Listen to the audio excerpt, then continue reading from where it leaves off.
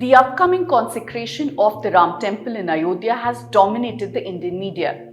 Anchors and reporters have enthusiastically taken part in the religious festivities, and most of them have conveniently ignored the political and the legal complexities of this issue. In stark contrast, on December 6, 1992, journalists who were on ground covering the demolition of the Babri Masjid faced obstruction, intimidation, physical assault, and even destruction of their equipment. So, how did the press cover the demolition of the Babri Masjid? And what were the challenges they faced at the time on ground? Let me explain. But before I go further, you're probably wondering where Anna is. After 100 amazing episodes, Anna has passed on the baton to me. Now back to the temple. In 1985, the second meeting of the Dharm Samsad that was held in Udupi passed a resolution to claim the Ram temple in the place of Babri Masjid. A year later, the Rajiv Gandhi government opened the locks of the temple inside the mosque. In 1990, Lal Krishna Advani and other BJP as well as VHP leaders started a 10,000-kilometer Rath Yatra across the country with one objective: to reclaim the Ram temple. On December 6, 1992, this Rath Yatra was supposed to reach Ayodhya, and at the very location where the Babri Masjid stood, Kar Sevaks was supposed to offer prayers symbolically to Ram Lalla. As reporters from across Uttar Pradesh and across the country even gathered in Ayodhya on December 6 to witness and report the developments of the day, journalists recall that VHP, that is the Vishwa Hindu Parishad, actually issued passes to journalists to cover the event. Even as many questioned the locus standi of VHP as the pass issuing authority, journalists recall that the VHP ran a tight ship. Journalists who were present there recalled VHP members checking their passes multiple times, but it didn't even stop there. The VHP members and the Kar Sevaks who were present frisked all these journalists before allowing them to enter a viewing gallery that was erected on the second floor of a building close by. Journalists recall that they were not allowed to take their pens, notepads and dictaphones, and those from visual media were not allowed to take the recording devices inside. And these VHP members also identified a few journalists as persona non grata.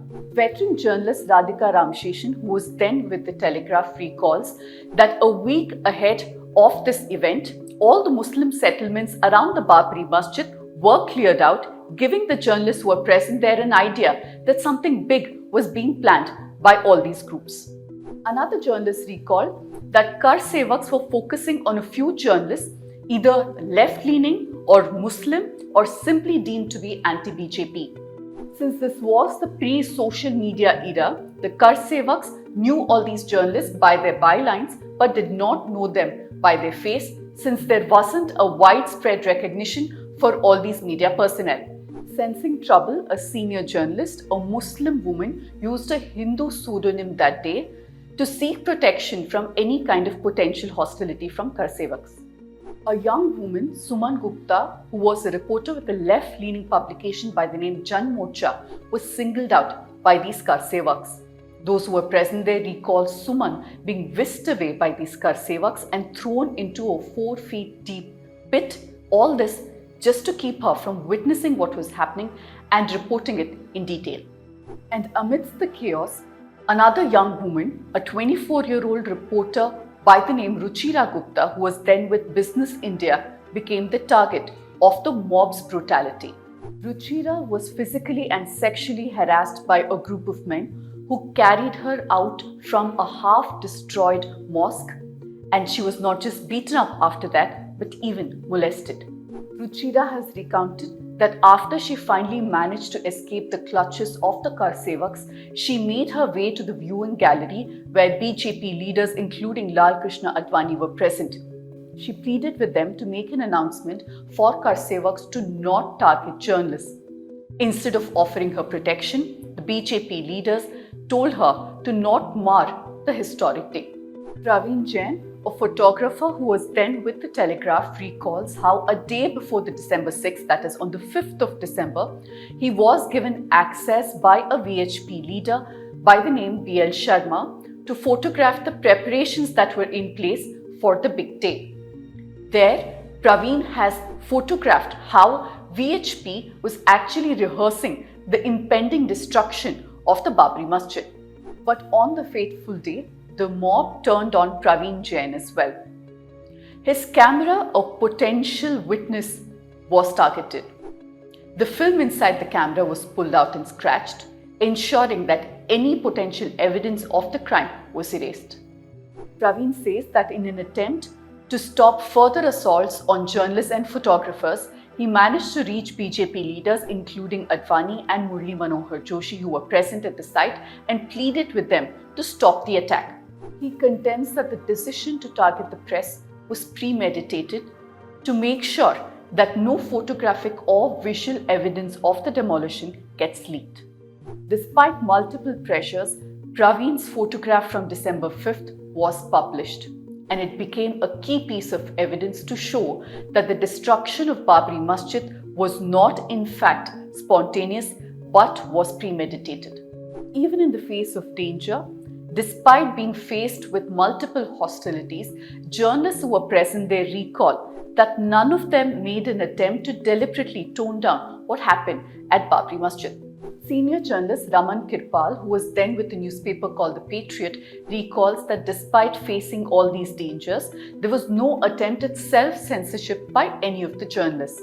He recalls that the environment was very charged, but despite that, the journalists managed to hold their own and reported the incidents of the day as they witnessed it. Even while describing what happened in graphic detail, most journalists managed to keep their copies straight and accurate. And the field reporters recall that none of their editors made an attempt to either soften or embellish their stories. While the VHP, the Kar Sevaks, the BJP, all of them were euphoric at the moment, many others, including many Hindus in Ayodhya, were not entirely happy with what happened on December 6th. Many people felt that the vandalism had gone too far. And the reporters who were present there made sure that they present all sides of this historic story. While even then there were many journalists in mainstream media who were ideologically right inclined, their news reports and their reportage did not reflect this, and they did call the demolition of Babri Masjid as a crime, a term that even the Supreme Court used in 2017. A Supreme Court bench called the demolition a crime that shakes the secular fabric of the Constitution and ordered the restoration of criminal conspiracy charges against senior BJP leaders including L.K. Advani, Murli Manohar Joshi and Uma Bharti. A quick look at how some of the prominent English newspapers carried and covered the Babri Masjid demolition tells us all we need to know about how the press covered the incident. Today's media landscape is drastically different to this. The coverage surrounding the consecration of Ram Temple stands in stark contrast to what we saw in 1992. It's undeniable that the consecration is a watershed moment in Indian history, and the issue itself has changed the course of many elections over the last 3 decades and has also dictated the political landscape of India. But the tone of coverage of private news channels shows that objectivity has been thrown out of the window, and the viewers are being saturated with wall-to-wall coverage of just festivities and euphoria. With unquestioning and unwavering support to the ruling government, the news media today faces criticism of behaving like the extended arm of the government, even helping BJP and Prime Minister Modi kickstart the 2024 Lok Sabha election campaign with this event. The discourse surrounding the consecration is heavily skewed in favor of the union government, and any alternative perspective is completely drowned. In the mainstream media, critics of the union government, particularly of Prime Minister Modi, face fierce criticism and are often labelled anti-Hindu. And even Hindu Dharm leaders who are not supporting Prime Minister Modi, like Shankaracharya, are completely marginalized by this mainstream media. The opposition has been completely demonized, and psychophancy in favor of BJP is reaching new heights. But even BJP leaders who were pivotal in the Ram Janmabhoomi movement, like Murli Manohar Joshi and Lal Krishna Advani, do not even find a mention on most news reports. The focus is firmly on one man, Prime Minister Narendra Modi. I spoke to senior editor Seema Chisti, who was present at the site of Babri Masjid demolition, and here's what she has to say on how the media reported it then and what's happening now. You did have representatives of the state machinery, i.e. officers and mufti, and you had people, the khaki wearing kind of troops, whether it is a policeman or the Central Reserve Police Force, the CRPF, which had responsibility to guard the 2.77 acres, the exact spot where the Babri Masjid was. But seeing how things unfolded exactly at 12 o'clock, it seemed as if all the policemen and all the CRPF troops, particularly in the place where the Babri Masjid was, just disappeared. The public address system suddenly switched from announcements and random stuff to a Ramdhun, started playing there. And there was a systematic attack on all of media that was present there, irrespective of who the media was, in order to divest us of all our tools. So whether it was still cameras, whether it was notepads, whether it was VHS tapes, whether it was beta camera tapes, whether it was all cameras, everything was taken away. And essentially, it was not so much to hurt us. We did get hurt in the process. It was to actually render us inactive and get us out of there. So they clearly did not want any recording of the pulling down of the mosque to happen. And then, given the fact that there was lakhs of people there, the fact that only a few people would get around and execute this operation of pulling down a 16th century, reasonably robust, large, solid structure down in 5.5 hours with no intervention, nothing, it went on as per what appeared to be like a plan, seemed to suggest pre-planning and seemed to suggest coordination even between the state and the central government. Then I think it is about at 5:30 or so p.m. when even the third dome of the Babri Masjid comes down. It had 3 domes. So this entire time from about, say, 12 noon on the 6th of December till 8th of December morning is left unattended for this entire process of breaking of the Babri Masjid and the setting of the temple taking place happens. So this clearly could not have happened. It was not anarchy at play, but it was clearly a very organized, methodical planning and execution of a plan that seemed to all of us who were there. A whole lot of us we went and hid in various places. As you know, Ayodhya is a beautiful town. What was the media's role like? Was there any resistance from within, your fraternity? Did people not want to report things as they witnessed it? Or did most of the media manage to remain neutral?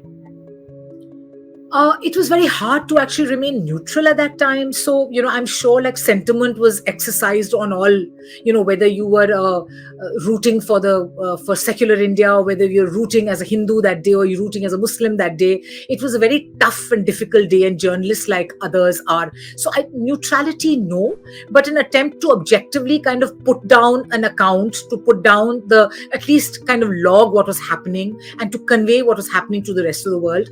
I think media exonerated itself fairly honorably, if I may say. So I think the biggest difference, as people say, what is the difference between media then and now, was that then to not have us print the story, you had to beat us up. It took you needed to physically put us out of action in order to not get us to print. So I think for me, that's the biggest certificate we can give ourselves, in a sense.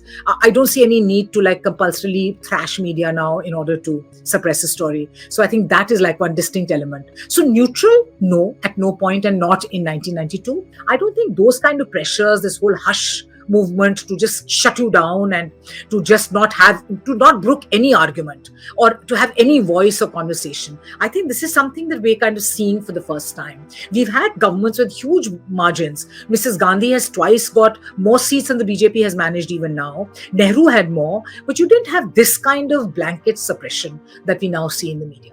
In the run-up to the upcoming crucial Lok Sabha elections in 2024, the News Minute has been bringing you alternative perspectives that you will not find in mainstream media on all the important political developments.